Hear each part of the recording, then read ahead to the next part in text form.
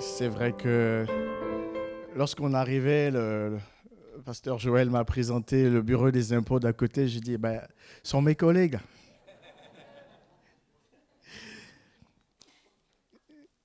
Je me suis converti étant étudiant et donc rien n'a changé de ce point de vue dans ma vie par rapport à ma foi.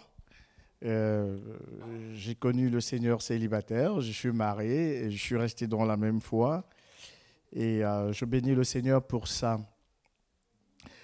Effectivement, j'ai écrit quelques ouvrages. Pendant la période du confinement notamment, j'en ai écrit 3. Euh, il s'agit de 60 jours pour booster ta foi. C'est une série de méditations que j'ai faites.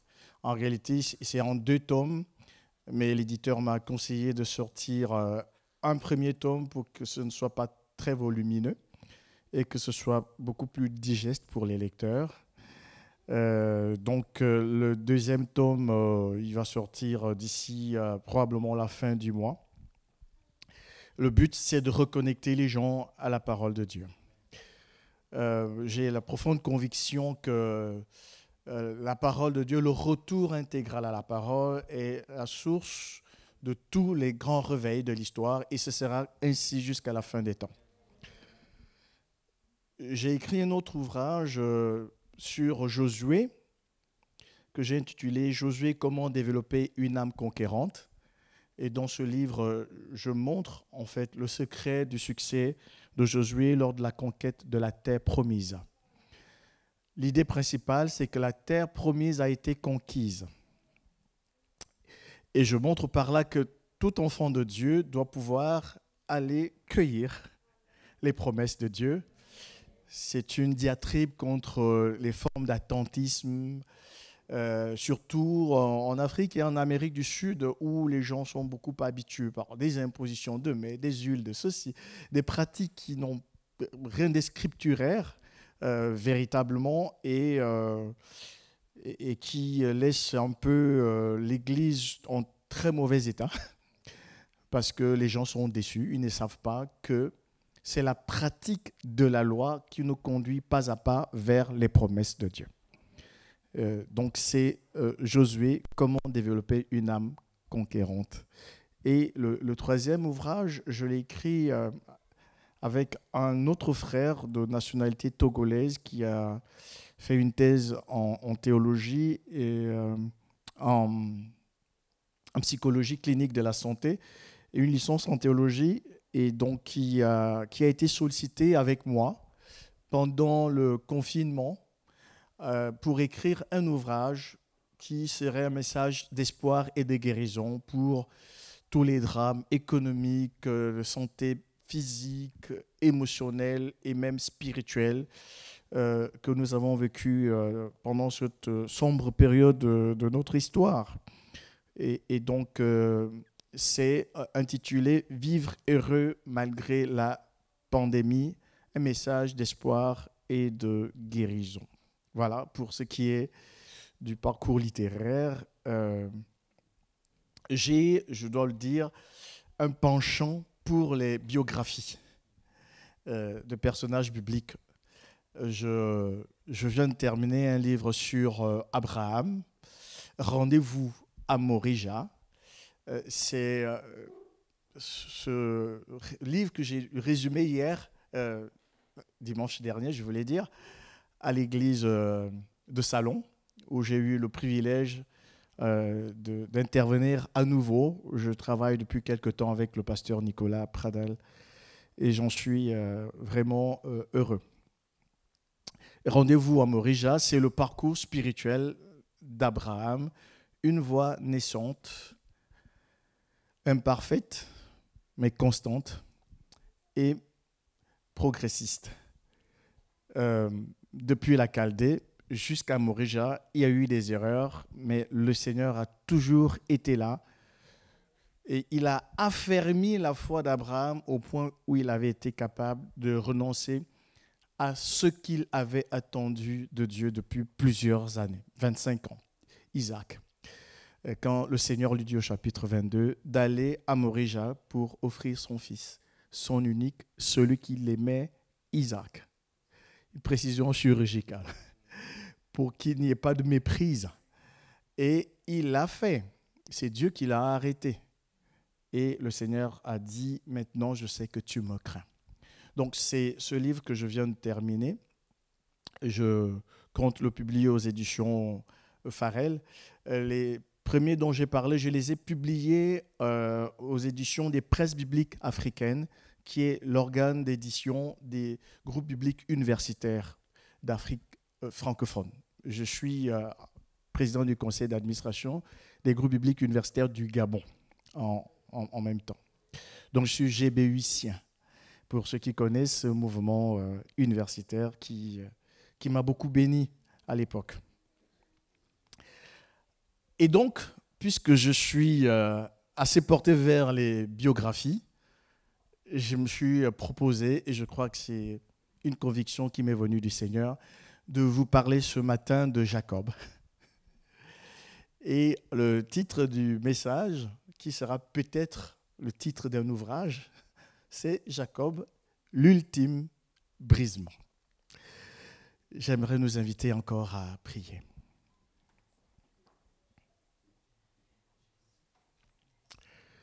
Seigneur, ta parole est solennelle. Elle est pure, elle est véridique. Elle est esprit et vie. Me voici dans ma faible condition humaine, reposant mon espoir entier sur ta personne et ton œuvre, avec mes frères, pour que tu nous parles, pour que tu nous conduises par ton esprit. Aide-nous, Seigneur, à saisir le message que tu as pour chacun de nous et que toute la gloire te revienne au nom de Jésus-Christ. Amen. Donc encore merci, Pasteur Joël, pour l'invitation, pour l'accueil très chaleureux. Merci pour la bouteille d'eau, ça m'a rappelé l'Afrique. C'est le premier geste qu'on fait quand tu rentres dans une maison dans certains pays d'Afrique, surtout en Afrique de l'Ouest, où j'ai été. Je me suis converti au Sénégal. Je suis né en Christ à l'église évangélique de Dakar, à la suite d'un séminaire qui a été animé par un pasteur français. Et donc, je suis ici avec cette marque de reconnaissance d'avoir connu le Seigneur à travers cette prédication du pasteur Maurice Decker, qui a été secrétaire général de la Fédération des Églises évangéliques de France pendant plusieurs années. Il est aussi auteur et c'est lui qui m'a conduite à la foi. Il est encore vivant, assez âgé maintenant, à Orléans. Nous comptons lui rendre une petite visite avant de partir. Donc merci Pasteur Joël, à ton épouse et à tous les frères qui nous ont si bien accueillis. Je voudrais que nous lisions maintenant les Saintes Écritures dans le livre de la Genèse. Nous commencerons notre lecture au chapitre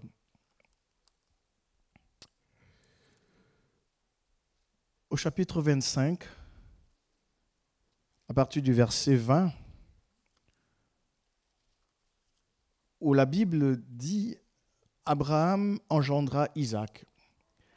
Isaac, âgé de 40 ans, Isaac était âgé de 40 ans quand il prit pour femme Rebecca, fille de Bethuel, l'araméen, de Padan Aram, et sœur de Laban, l'araméen. Isaac implora l'Éternel pour sa femme, car elle était stérile, et l'Éternel l'exauça. Rebecca, sa femme, devint enceinte. Les enfants se heurtaient dans son sein, et elle dit, « S'il en est ainsi, pourquoi suis-je enceinte ?» Elle alla consulter l'Éternel, et l'Éternel lui dit, « 2 nations sont dans ton ventre, et 2 peuples se sépareront au sortir de tes entrailles. Un de ces peuples sera plus fort que l'autre, et le plus grand sera assujetti au plus petit. Les jours où elle devait accoucher s'accomplirent, et voici, il y avait 2 jumeaux dans son ventre. Le premier sortit entièrement roux, comme un manteau de poil, et on lui donna le nom d'Ésaü. Ensuite, sortit son frère, dont la main tenait le talon d'Ésaü, et on lui donna le nom de Jacob. Isaac était âgé de 60 ans lorsqu'ils naquirent. Et le deuxième texte que nous lirons en guise d'introduction se trouve toujours dans le même livre de la Genèse, au chapitre 44. Nous lirons à partir du verset 27 jusqu'à la fin de ce chapitre, donc jusqu'au verset 34. Ton serviteur, notre Père, nous a dit, vous savez que ma femme m'a enfanté 2 fils. L'un étant sorti de chez moi, je pense qu'il était sans doute déchiré, car je ne l'ai pas revu jusqu'à présent. Si vous me prenez encore celui-ci et qu'il lui arrive un malheur, vous ferez descendre mes cheveux blancs avec douleur dans le séjour des morts. Maintenant, si je retourne auprès de ton serviteur, mon père, sans avoir avec nous l'enfant, à l'âme duquel son âme est attachée, il mourra en voyant que l'enfant n'y est pas. Et tes serviteurs feront descendre avec douleur dans le séjour des morts les cheveux blancs de ton serviteur, notre Père. Car ton serviteur a répondu pour l'enfant en disant à mon Père, si je ne le ramène pas auprès de toi, je serai pour toujours coupable envers mon Père. Permets donc, je te prie, à ton serviteur de rester à la place de l'enfant comme esclave de mon Seigneur, et que l'enfant remonte avec ses frères. Comment pourrais-je remonter vers mon Père si l'enfant n'est pas avec moi? Ah, que je ne vois point l'affliction de mon Père. Amen. Jacob, l'ultime brisement. Je voudrais dire que lorsque nous parlons de brisement ici, il s'agit de brisement spirituel. C'est un terme qui évoque certainement l'émiettement. Le terme brisement se rapporte sur le plan spirituel à l'émiettement de notre volonté propre. Il signifie un démantèlement de tous nos appuis charnels. Il s'agit de Dieu qui nous contrarie pour que seuls ses plans parfaits s'accomplissent dans nos vies. Il s'agit donc de toute évidence d'une œuvre d'émondage. Le personnage biblique de Jacob nous présente un homme initialement centré sur lui-même, qui ne poursuit que son intérêt personnel, tout en piétinant au passage les intérêts de tous ceux qui vivaient autour de lui. Et de ce point de vue, Jacob est largement représentatif de la nature humaine, de chacune de nos vies, de l'homme, son Dieu. Bien-aimés, nonobstant la distance millénaire qui nous sépare de lui, Jacob aurait fait un homme parfait, moderne. À travers sa vie, chaque chrétien peut s'identifier. Cette très brève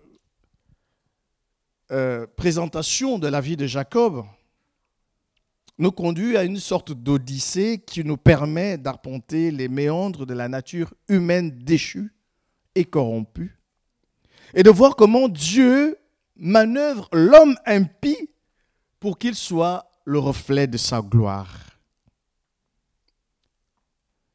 Finalement, nous voyons la grâce de Dieu, en dépit de tous ses défauts exaspérants, briller avec éclat dans sa vie. Jacob devint un homme de grande envergure spirituelle qui, au soir de sa vie, a été celui qui a béni l'homme, sinon l'un des hommes les plus puissants de l'époque, le pharaon d'Égypte, qui s'est prosterné devant lui pour recevoir de lui la bénédiction. Quelle grâce! Quel sacré destin! Dieu avait choisi Jacob depuis le ventre de sa mère, en lui donnant une préséance sur son frère aîné, jumeau, Ésaü. C'était un plan merveilleux qu'aucune péripétie de la vie n'avait pu supplanter. Mais à travers toutes les circonstances, Dieu maintint l'immutabilité de sa promesse. Ni les sinuosités de l'histoire, ni la méchanceté des hommes n'ont pu tenir en échec le plan de Dieu. L'abandon total de Jacob a été l'un des moments les plus importants de sa vie. Alors, qui est Jacob?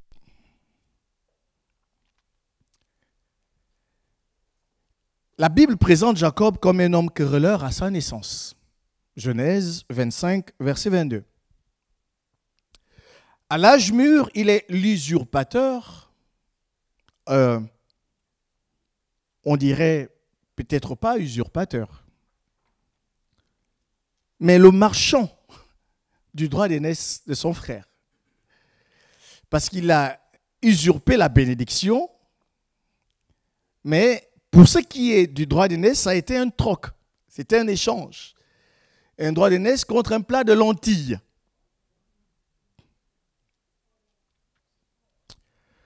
Au moment de se marier, il se montre tenace, intrépide, inarrêtable, malgré les subterfuges et les intrigues de son oncle et futur beau-père Laban.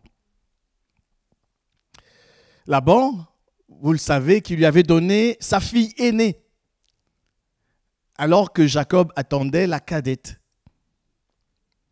Il épousa donc Léa en premier, au lieu de Rachel.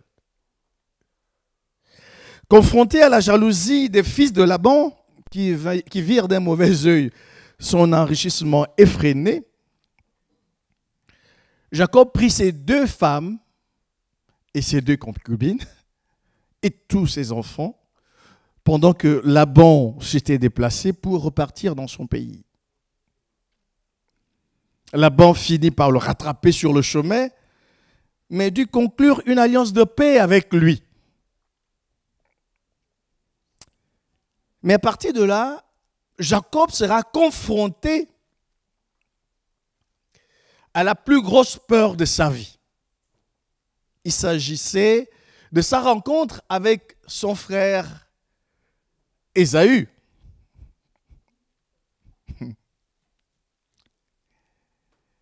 Et nous voyons ce Jacob prononcer une prière d'humilité, d'une telle humilité qui nous désarme lorsqu'on connaît la personnalité très marquée de Jacob. Il dira précisément ceci: Dieu de mon père, Genèse 32, verset 9. Dieu de mon père Abraham, Dieu de mon père Isaac. L'Éternel m'a dit, retourne dans ton pays et dans ton lieu de naissance, et je te ferai du bien.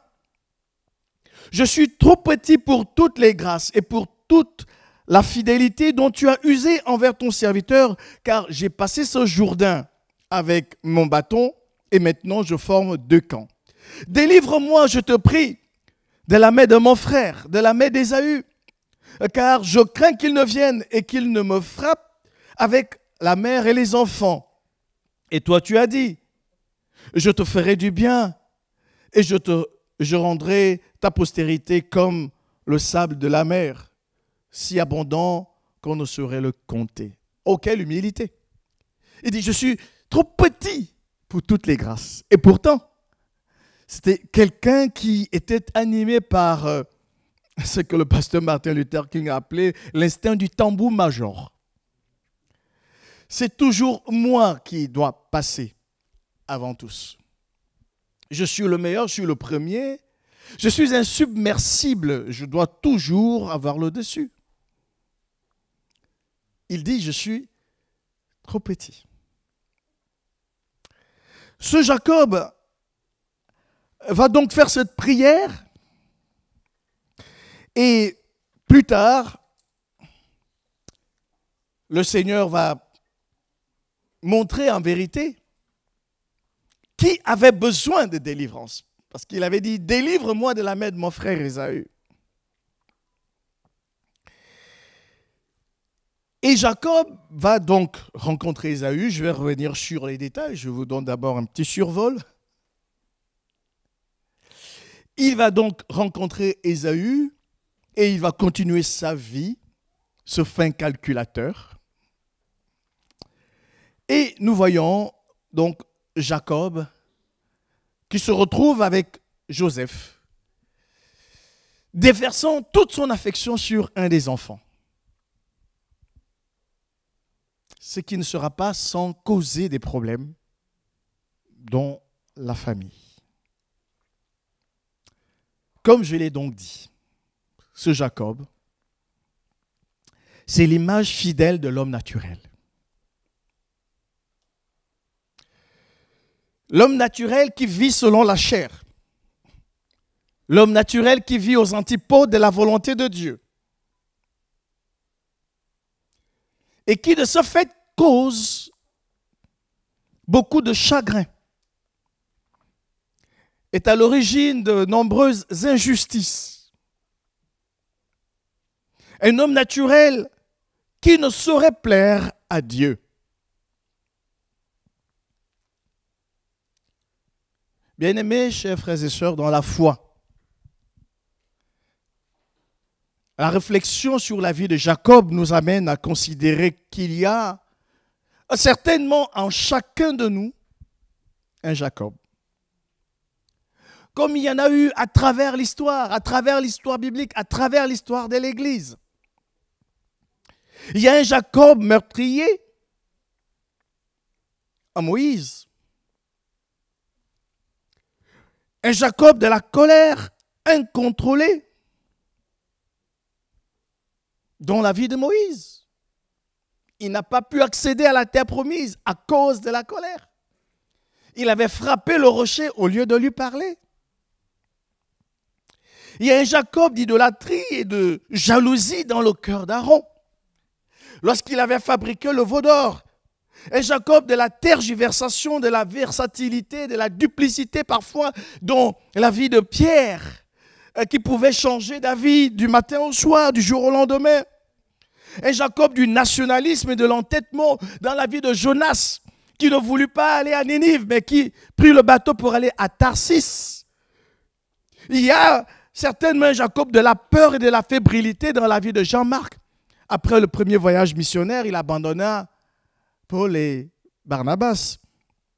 Et je peux continuer ainsi pour parler du Jacob de la sexualité débridée dans la vie de Salomon, le Jacob de la cupidité dans la vie de Géasi, celui des premières places dans la vie de Jacques et de Jean, fils de Zébédée, ou un Jacob de l'impressionnisme dans la vie de Simon le magicien, ou de la susceptibilité dans la vie d'Élisée. Bien-aimé, il y a un Jacob en chacun de nous. Parler de Jacob ce matin, c'est parler de vous et de moi. C'est parler des dégâts de la vie charnelle, du cœur tortueux et désespérément mauvais de l'homme. Un cœur qui cause des dégâts, comme je l'ai dit. Jacob a tourmenté sa mère pendant la grossesse. Genèse 25. Au crépuscule de sa vie, de la vie de son père, je voulais dire, il a induit en erreur avec la complicité de sa maman. Il a suscité la colère de son frère jumeau. Il a dû fuir de chez lui, loin de cette terre de bénédiction. Et arrivé à Charan, il a eu des relations particulièrement tumultueuses avec son beau-père Laban. Qu'en est-il de vous et de moi ce matin?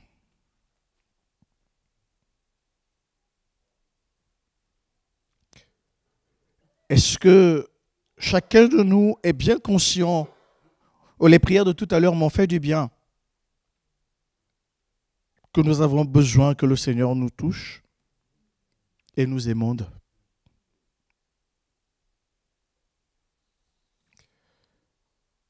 Jacob, l'ultime brisement, c'est un texte que j'ai écrit pour que nous comprenions un certain nombre de choses essentielles dans notre marche avec Dieu.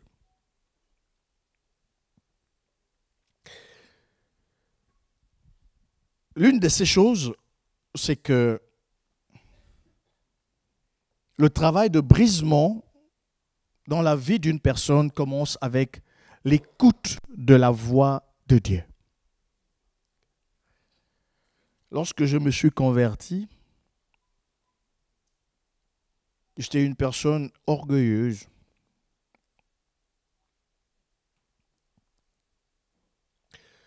Mon pasteur au Sénégal n'avait pas un niveau universitaire.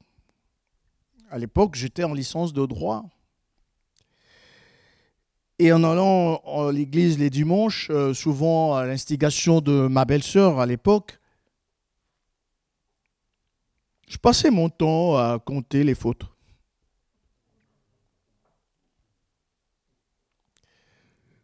Et ça a duré un bon moment comme ça. Jusqu'à ce que le Seigneur m'a fait grâce de ne plus écouter l'homme, mais Dieu. Je m'étais dit, si je dois abandonner tout ce à quoi je tiens, ce ne devrait pas être sur la volonté d'une personne.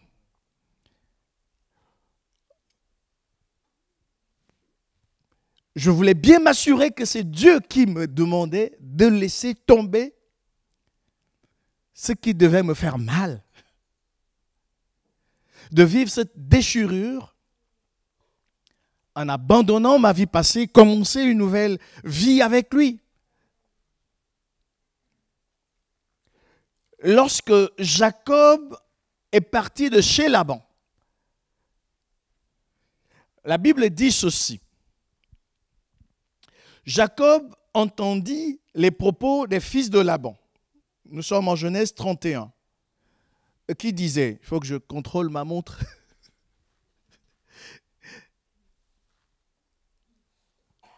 Jacob a pris tout ce qui était à notre père.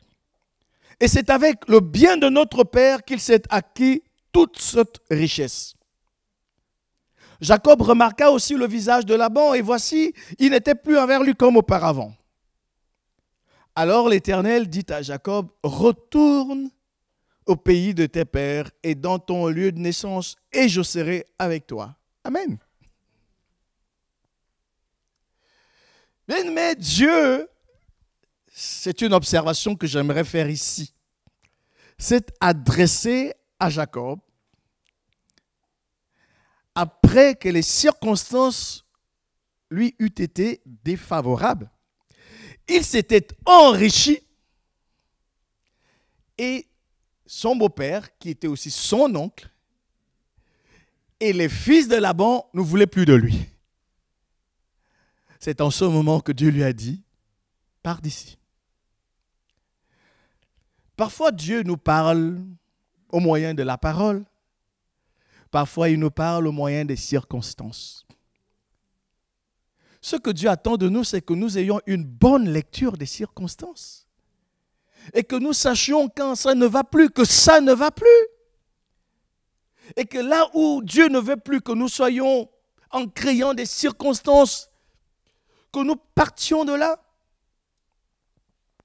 Souvent, nous sommes tellement entêtés en se disant, il faut que je m'accroche à ça, je crois que c'est ça, alors que ce n'est plus ça.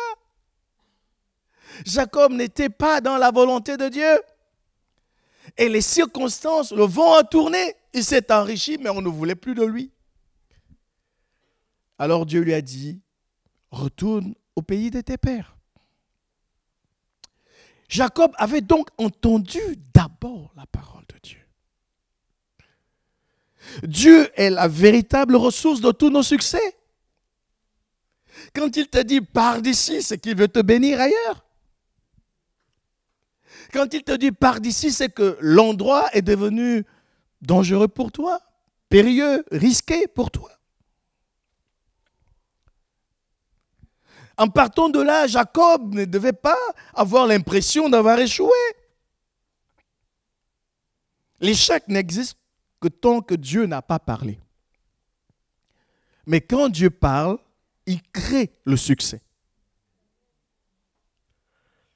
Les conseils de Dieu, plus précieux que ceux d'un certain Achitophel, conduisent inéluctablement vers la réussite. Je ne sais pas si vous connaissez Achitophel, ce célèbre conseiller de David, dont la Bible dit que les conseils étaient semblables à ceux que Dieu aurait lui-même donnés.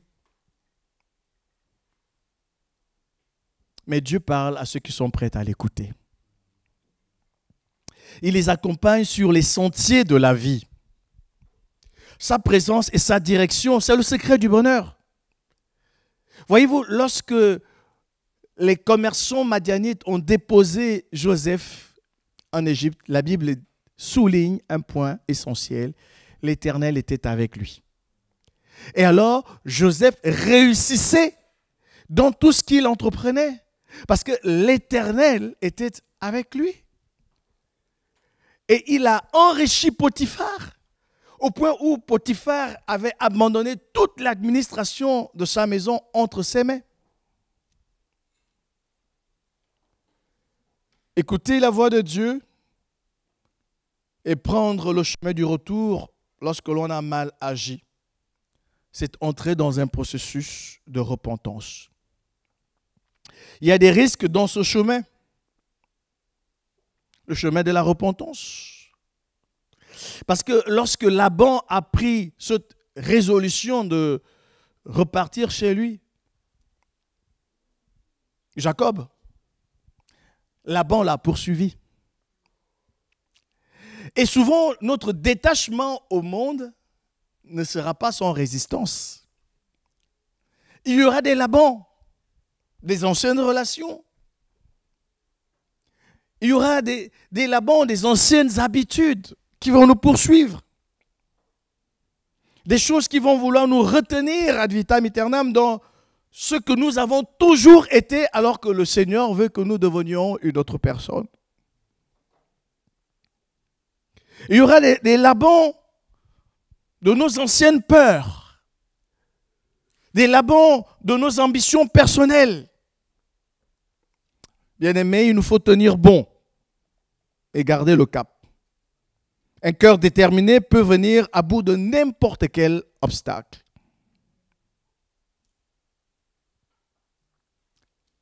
Dans le cas de Jacob, la pensée donc de sa rencontre le remplissait d'effroi.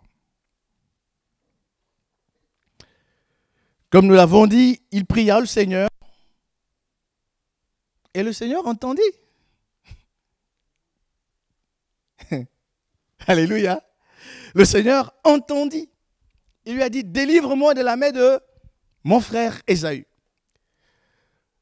Vous savez, quand on s'adresse à Dieu, la Bible dit que le Saint-Esprit nous aide à formuler nos demandes.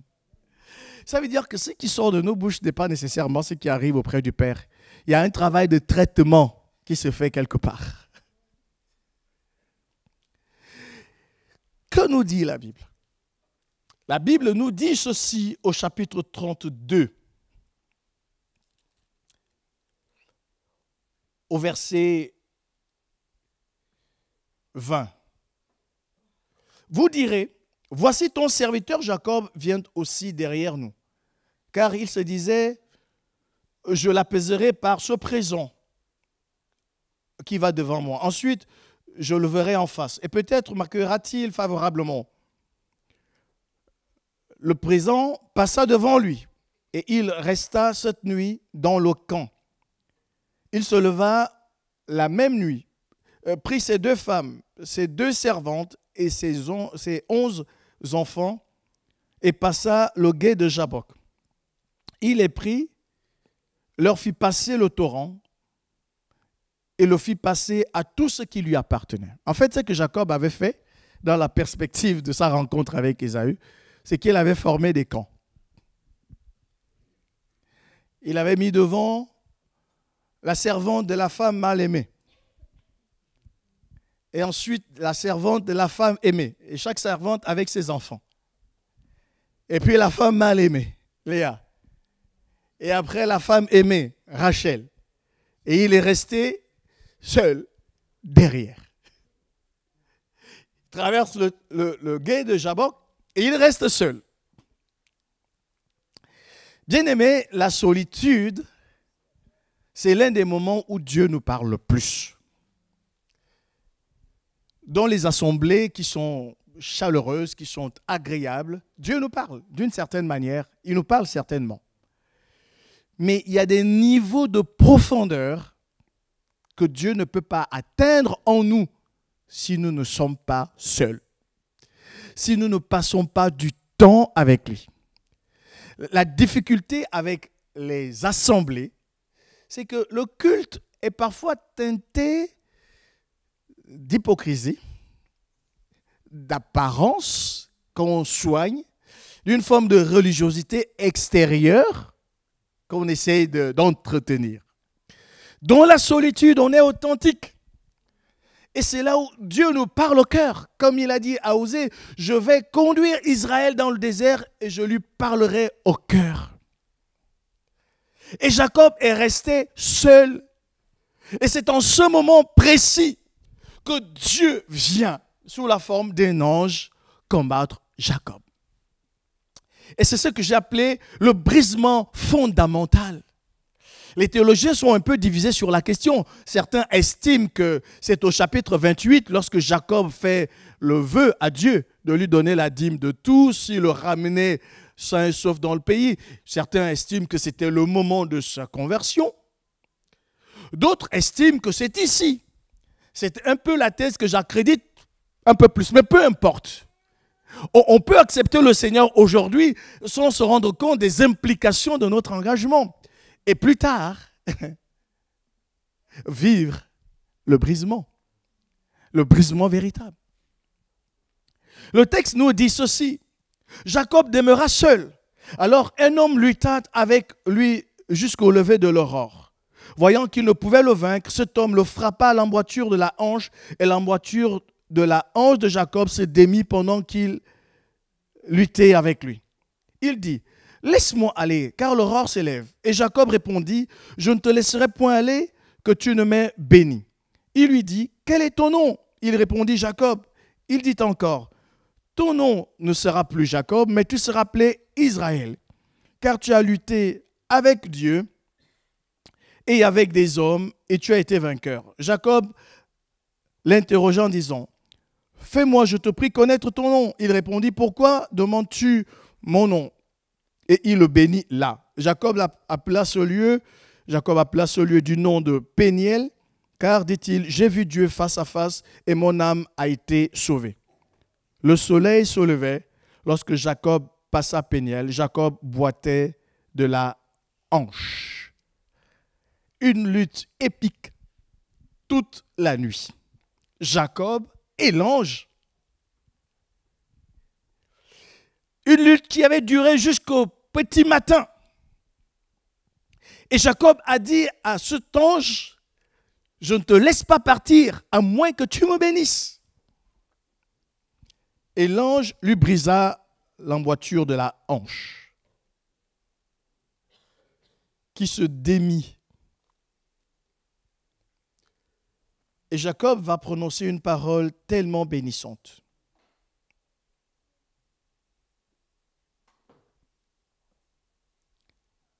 Il dit au verset 30, « J'ai vu Dieu face à face et mon âme a été sauvée. » J'ai vu Dieu face à face. Jean chapitre 17, verset 13 dit, « Or la vie éternelle est qu'ils te connaissent, toi le seul vrai Dieu. » Le mot connaître ici, le verbe connaître, renvoie à l'intimité conjugale.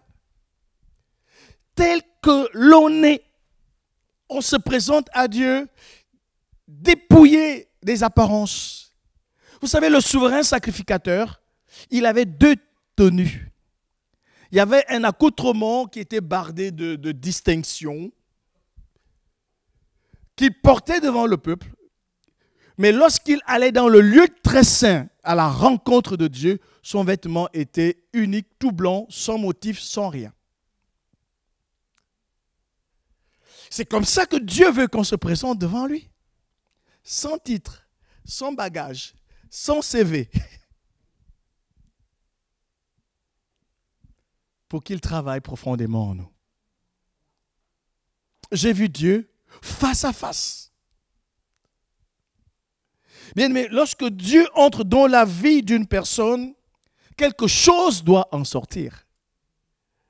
Jacob avait voulu coûte que coûte que Dieu le bénisse, mais il est sorti de là boiteux, infirme.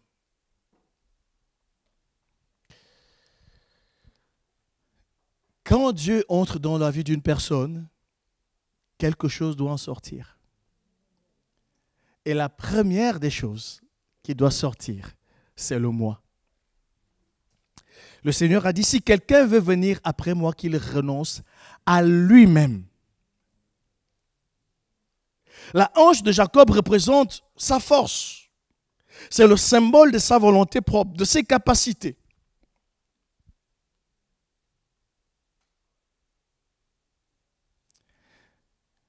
Cette hanche avait été brisée et Jacob avait terminé ses jours étant infirme. Il était infirme de lui-même et dépendant de Dieu.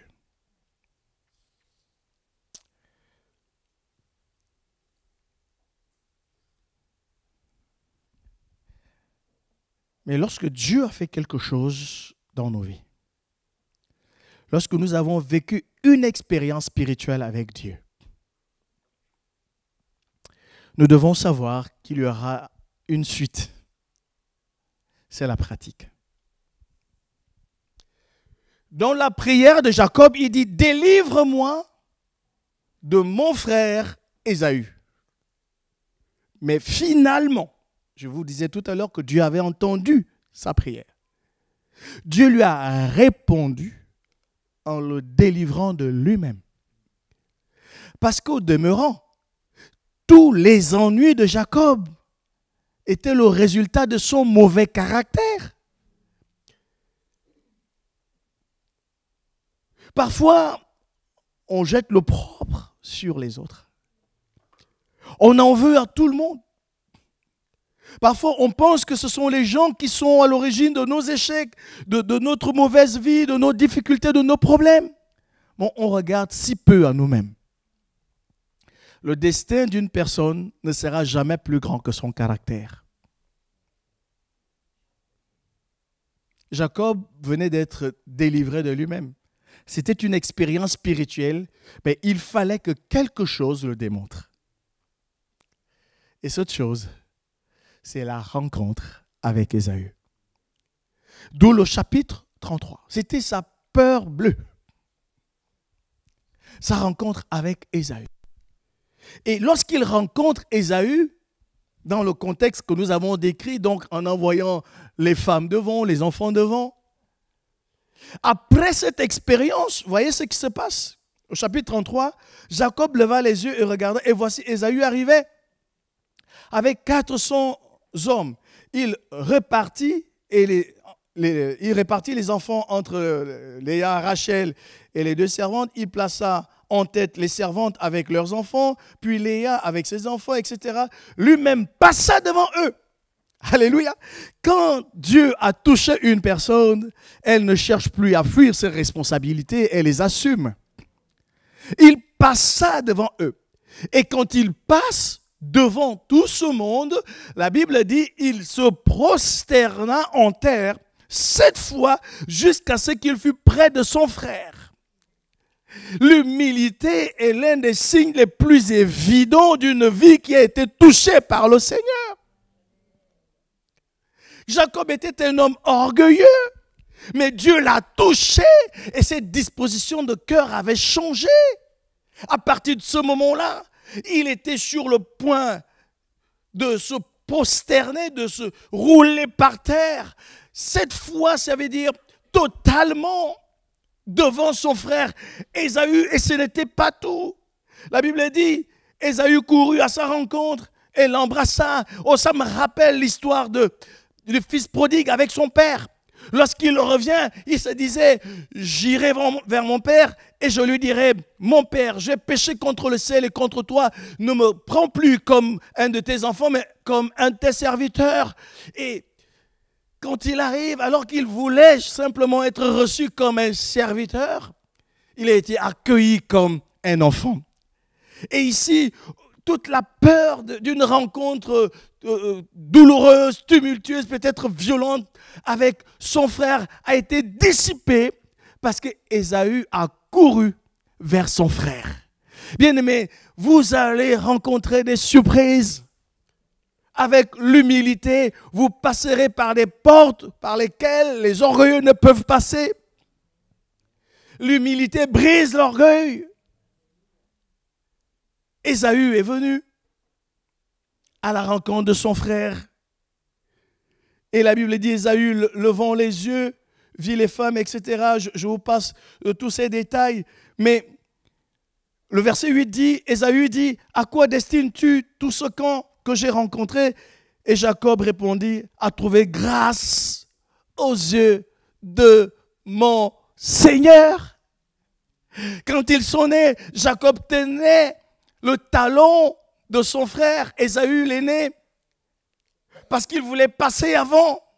Et là, il regarde cette même personne comme son Seigneur pour trouver grâce, une faveur imméritée. Je sais que je ne mérite pas ton pardon, je ne mérite pas ton bon accueil, mais je veux trouver grâce aux yeux de mon Seigneur. Parfois, il y a des gens qui demandent pardon avec des sentiments d'orgueil. La repentance, ce sont des paroles et des actes. Il s'est prosterné 7 fois et il a appelé son frère aîné son Seigneur. Il ajoute, je suis dans l'abondance, au verset 10, Jacob répondit, non, je te prie, si j'ai trouvé grâce à tes yeux, accepte de ma main mon présent. Car c'est pour cela que j'ai regardé ta face comme on regarde la face de Dieu. Et tu m'as accueilli favorablement. Quel brisement. Quel moment fatidique, quel moment pathétique, quelle émotion dans la rencontre entre ses frères. Alors je pense qu'il me reste 10 minutes, c'est ça? Merci.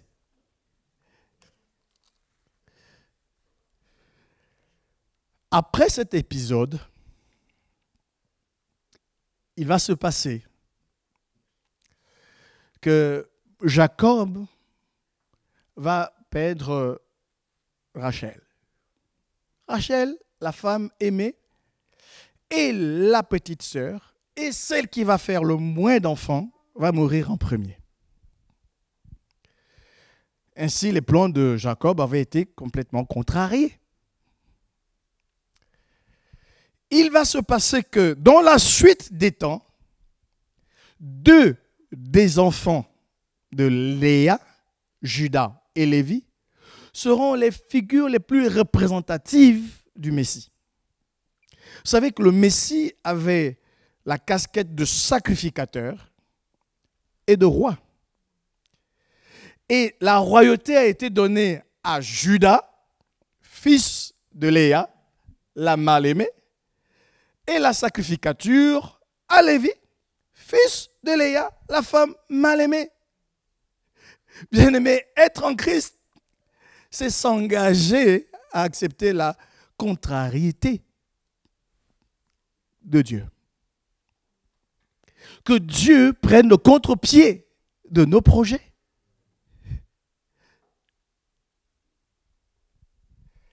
Après cela, la Bible dit que Jacob va aimer Joseph plus que ses frères.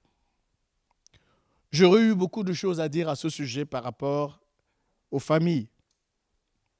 Mais ce que nous savons, c'est que cette discrimination, cette partialité, cette injustice affective va créer des problèmes sérieux entre les enfants.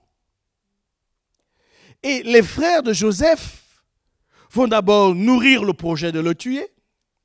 Ils vont finir par le jeter dans un trou et puis ils se sont ravisés pour dire non, mais on va quand même le vendre à des commerçants qui vont en Égypte, commerçants ismaélites ou madianites.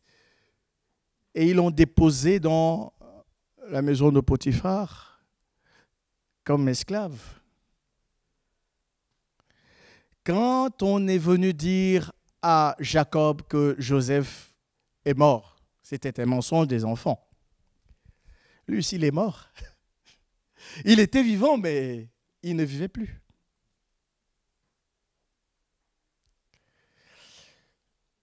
Là aussi, j'aurais dit beaucoup de choses au sujet de notre attitude vis-à-vis des êtres chers que nous avons perdus.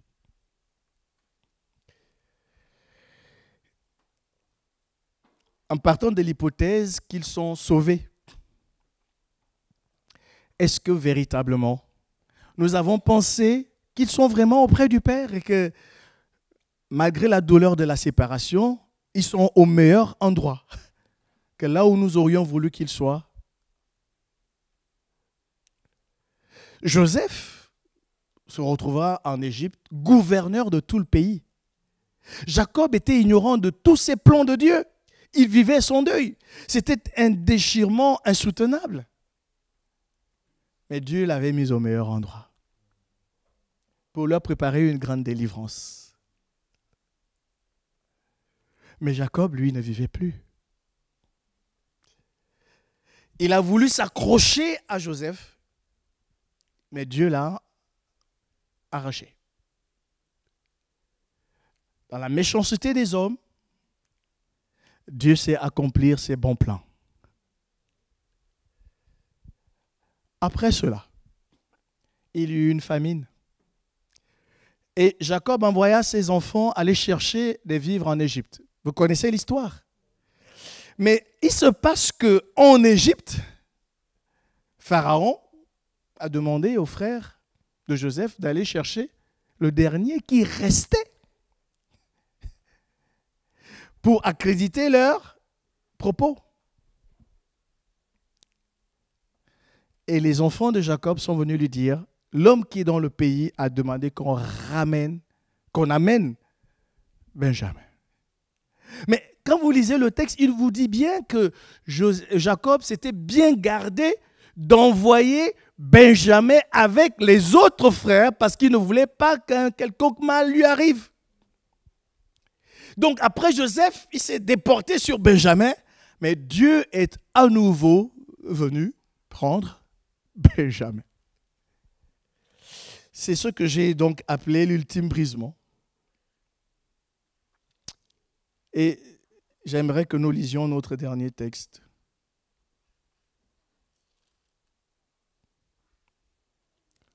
Au chapitre 43. Après avoir résisté à la demande de Ruben, après avoir résisté à la demande de Judas, après avoir constaté que Siméon était resté en Égypte comme gage, Jacob était ferme sur ses appuis. Je ne laisse pas partir Benjamin, sinon je meurs. Mais la Bible dit ceci, je commence au verset 8, Genèse 43. Judas dit à Israël, son père, « Laisse venir l'enfant avec moi afin que nous nous levions et que nous partions, et nous vivrons et ne mourrons pas, nous, toi et nos enfants. » Je réponds de lui, tu le redemanderas de ma main, si je ne le ramène pas auprès de toi, et si je ne le remets pas devant ta face, je serai pour toujours coupable envers toi. Car si nous n'eussions pas, je suis déjà un peu pressé, tardé, nous serions maintenant 2 fois de retour. Israël, leur père, leur dit, puisqu'il le faut, faites ceci. Prenez dans vos sacs des meilleures productions du pays pour porter un présent à cet homme, un peu de baume et un peu de miel, des aromates, de la myrrhe, des pistaches et des amandes. Prenez avec vous de l'argent au double et remportez l'argent qu'on avait mis à l'entrée de vos sacs. Peut-être était-ce une erreur. 3e chose, prenez votre frère et levez-vous. Retournez vers cet homme. Que le Tout-Puissant, le Dieu Tout-Puissant, vous fasse trouver grâce devant cet homme et qu'il laisse revenir avec vous votre autre frère, donc celui qui était resté en Égypte, en garantie, et Benjamin qui devait partir. Et moi, si je dois être privé de mes enfants, que j'en sois privé. Amen. Waouh. Il commence par « puisqu'il le faut ». Faites 3 choses. Amenez des présents.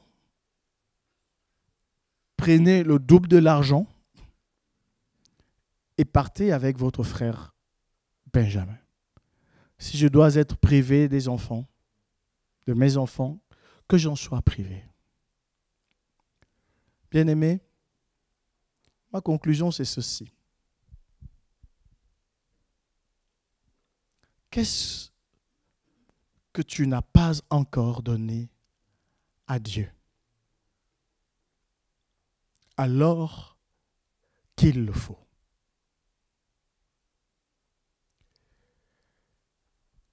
La lecture humaine des circonstances était dramatique aux yeux de Jacob. Mais du point de vue de Dieu, c'était un plan salutaire. Lorsque Benjamin est parti, Pharaon et Joseph ont envoyé des chars venir prendre leur père. Ce que nous croyons que nous perdons en Christ, nous ne le perdons pas. Nous le retrouvons en plus grand. La Bible dit, jette ton pain sur la face des eaux, plus tard, tu le retrouveras. La Bible dit que si le grain de blé qui est tombé en terre ne meurt, il reste seul.